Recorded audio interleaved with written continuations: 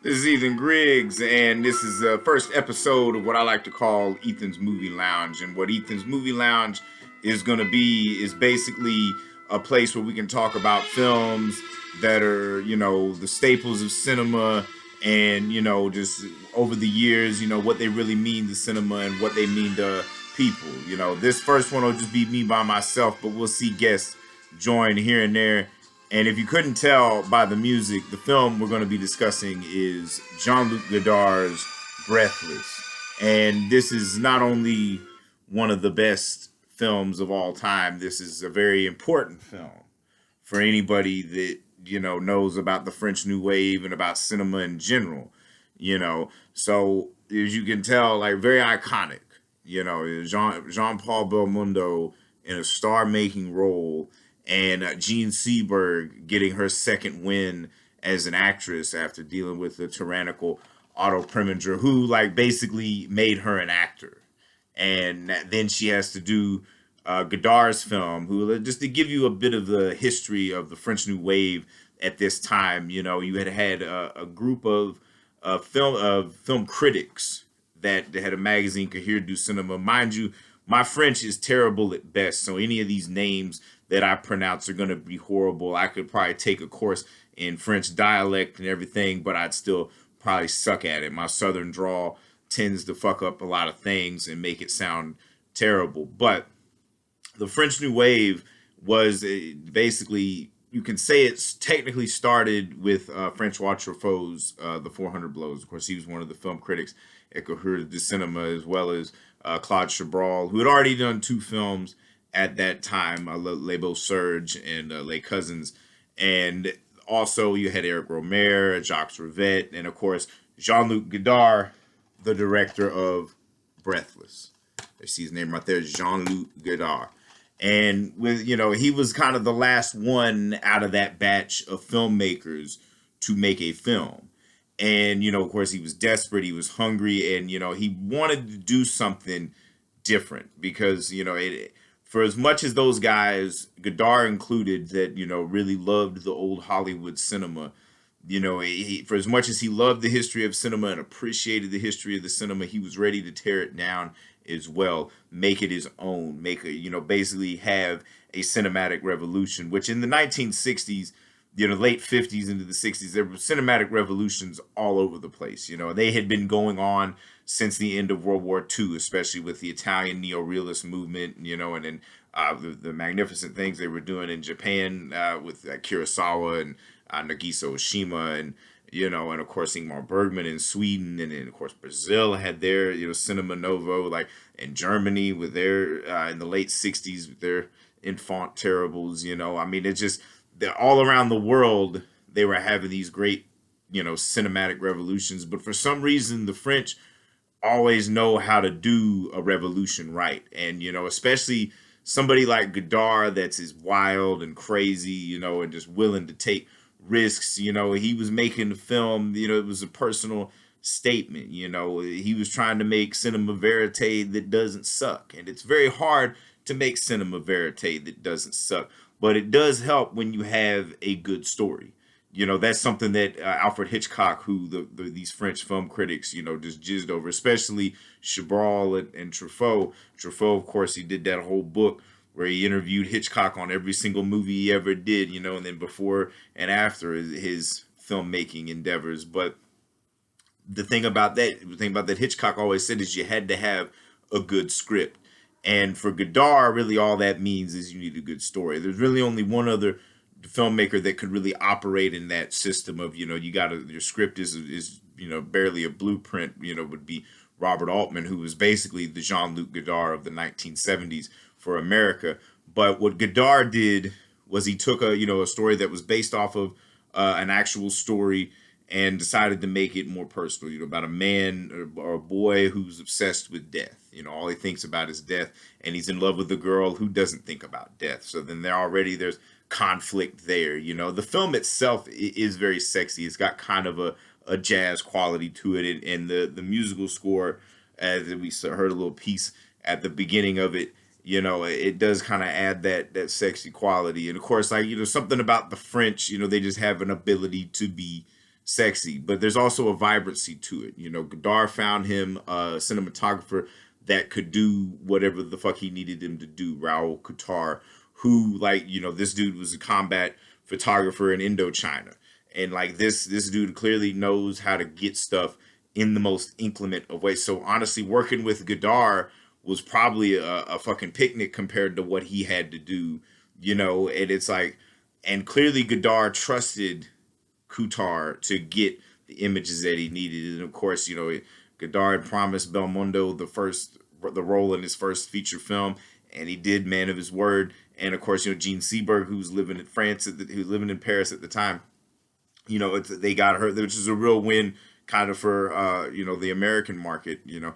And honestly, it couldn't be more perfectly cast. You know, there's like, you know, it's a good thing that the camera really loves these two, because like it's really kind of a fucked up story. Like Jean-Paul Belmondo, you know, is pretty much, I would say this film captures the cult of Humphrey Bogart better than anything before or after, especially Play It Again, Sam, you know, where you don't even need, you know, imaginary Bogart, you know.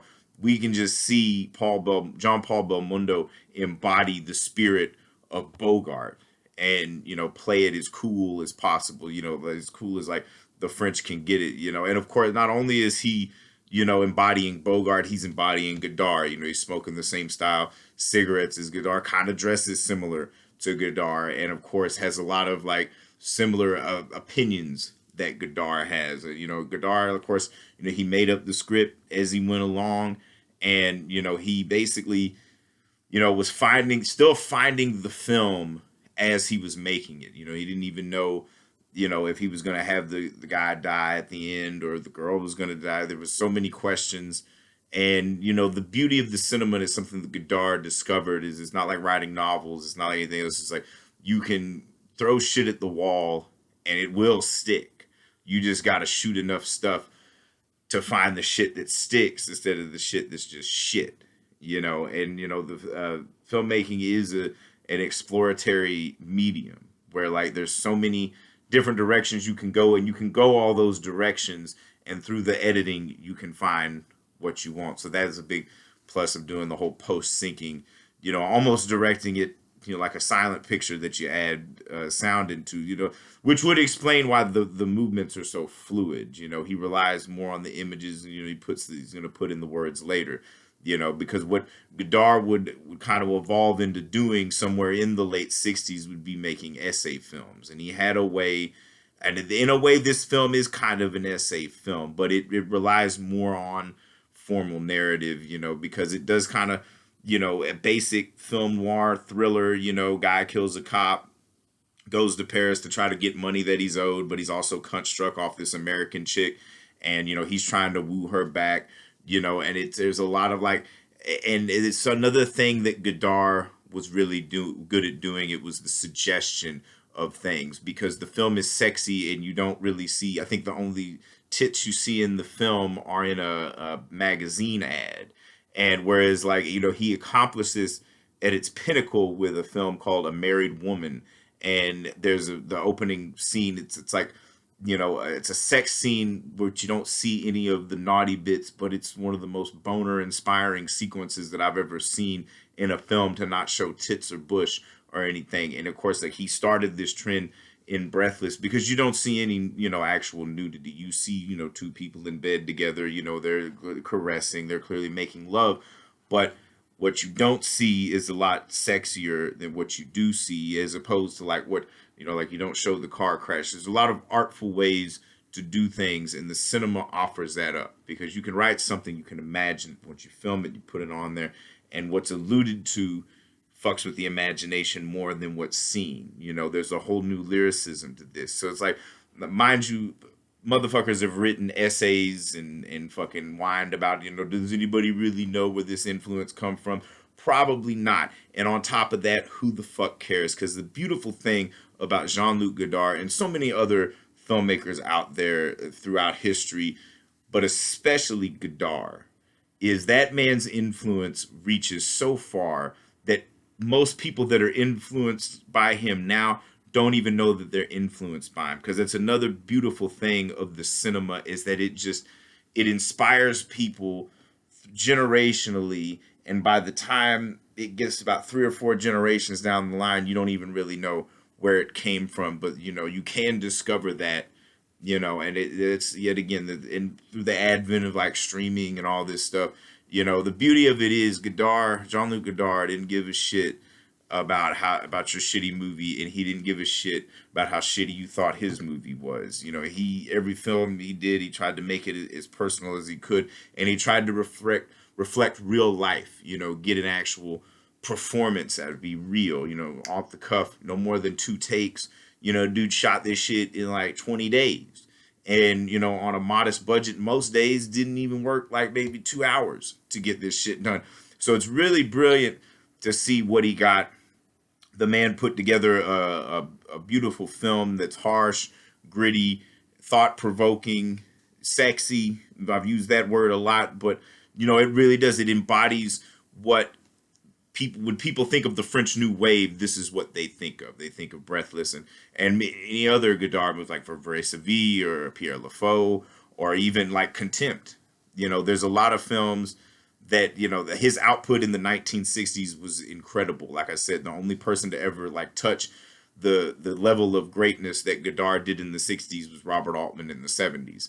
And and of course, like I said, made a star out of Jean-Paul Belmondo, gave Jean Seberg a second win. And of course, there's also a lot of others like Jean-Pierre Melville's little section in there as the novelist getting to just talk his shit. It's just a really beautiful film, and one that because most people I'm not gonna think of the 400 blows. I guess you kind of think of Jean-Pierre Léaud running through the streets of Paris and stuff, but it always goes back to Jean-Paul Belmondo trying to fucking get back with Jean Seberg.